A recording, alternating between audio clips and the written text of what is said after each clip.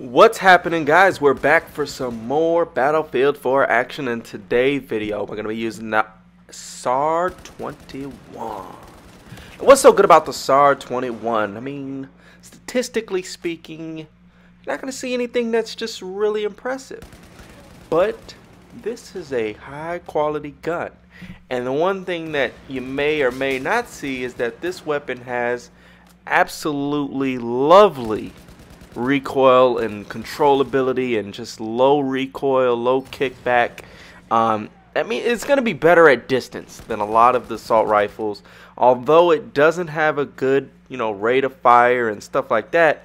It makes up for that with the fact that it has a very low recoil, and that low rate of fire can actually be a nice thing at times, because you don't fly through all of your bullets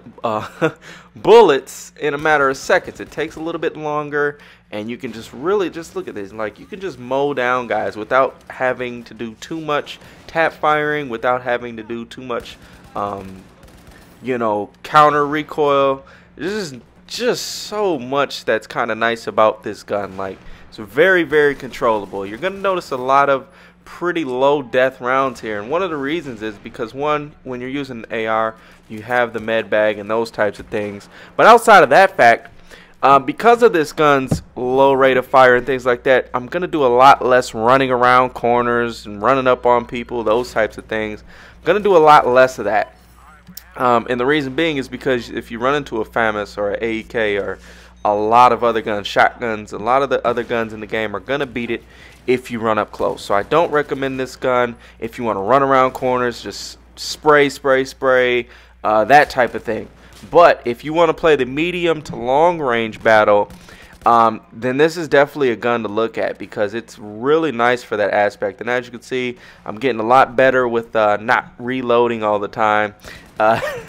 Definitely improving and trying to improve in that aspect of the game, and just kind of reloading when it's safe to do so. But this gun here, man, like, it doesn't take that much to kill people. Like, up close, it has the regular damage model, so this is true for all of the assault rifles, but it doesn't take that many bullets to kill someone. Like, up close, it's only going to take 4 to 5 bullets, potentially less than that if you're getting headshots. So if you just play it smart and just kind of use your cover really effectively, let the battle come to you as opposed to, you forcing the action, you're going to get some really nice results with this weapon here. And it's definitely one that I recommend using if you don't mind playing a little bit slower pace, if you don't mind not hitting corners all the time, and if you want to get your deaths down. I think, using a weapon like this can definitely do that for you, because you're going to play a little bit more effectively, a little bit more accurate, a little bit more precise. You're going to be a little bit smarter in your decisions, because the gun's not going to make up for your errors. Like, if you're using like a shotgun, for instance, if you hit a corner like an idiot and you just kind of run around the corner, chances are 9 out of 10 guns in the game you're going to beat, even if they get the first shot on you, because you're going to get that one shot off, you're going to hit them, and they're going to die. If you try to do that with this gun, that's not going to be the case.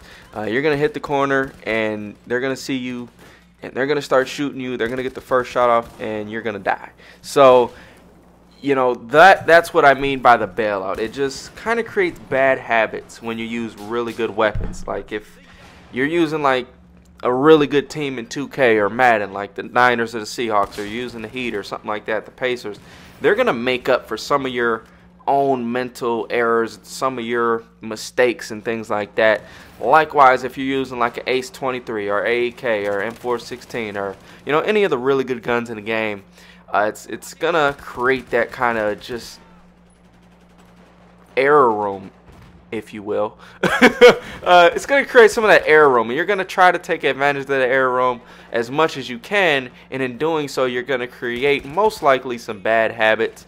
The better players obviously know how to break out of those bad habits and counteract the fact that they are using a good gun, and they still play very smart and do those types of things. But when I'm using this gun, at least for me personally, I seem to have played a lot smarter and did things a lot more effectively. Now, another thing I noticed with this gun is I didn't like it with the muzzle brake. Muzzle brake was, to me, kind of like a waste of an attachment. There's so little recoil on it. There's really no point to go with the muzzle brake, in my opinion, or the compensator. So that gives you the option to go with like a suppressor or something else that kind of fits your style. Likewise, you don't necessarily need the stubby grip. I definitely liked the angled grip with this gun. I liked the ergo grip with this weapon. A lot of different things that I liked with this weapon, and it definitely did very well for me as far as just mixing it up and changing things up. So a lot of the lower recoil weapons, the stubby potato grip combo isn't necessarily the best one. Maybe you want to go with just an angle grip and no barrel attachment. Like I had a lot of good things happen when I didn't even have any barrel attachment, not the muzzle brake, not anything. I just rocked with the gun with the standard barrel and did pretty well with it.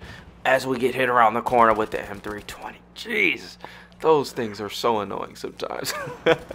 Oh man, definitely a good way to get guys that are hiding behind cover is to use one of those explosive weapons like a grenade launcher, a rocket launcher, or something like that. And then this gameplay here, we're just rocking the ergo grip with the Cobra sight. Was rocking the Cobra sight for the majority of the time with this weapon.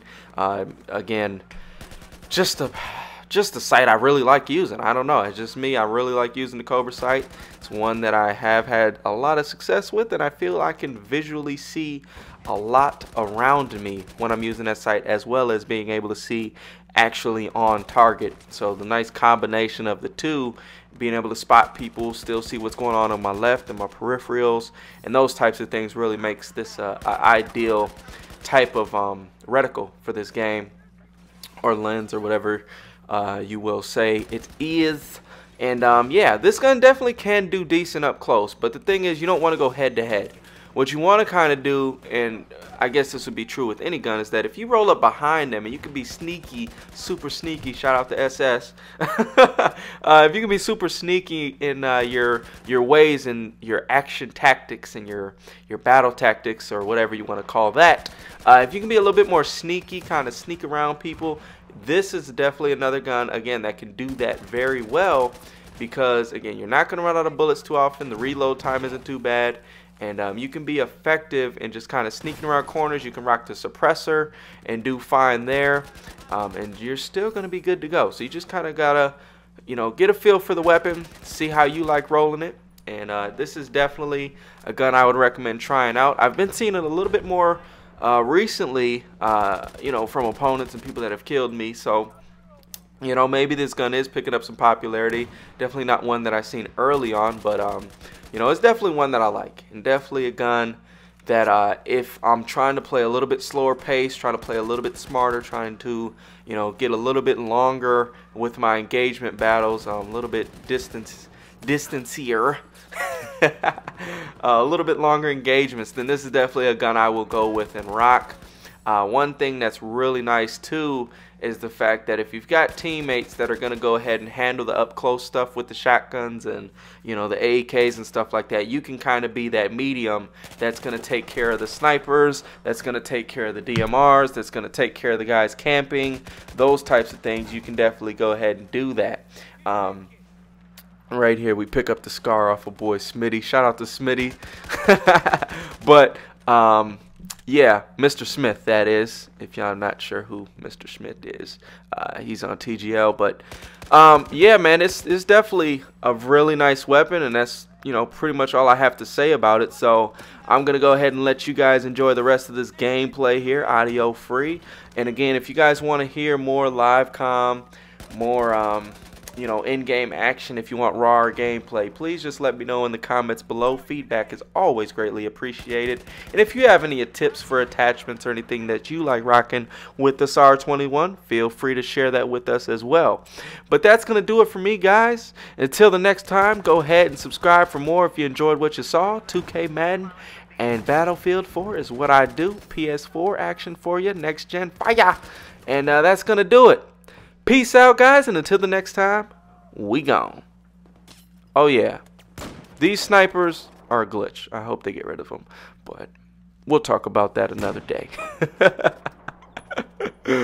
Alright, y'all, that's it. I'm out.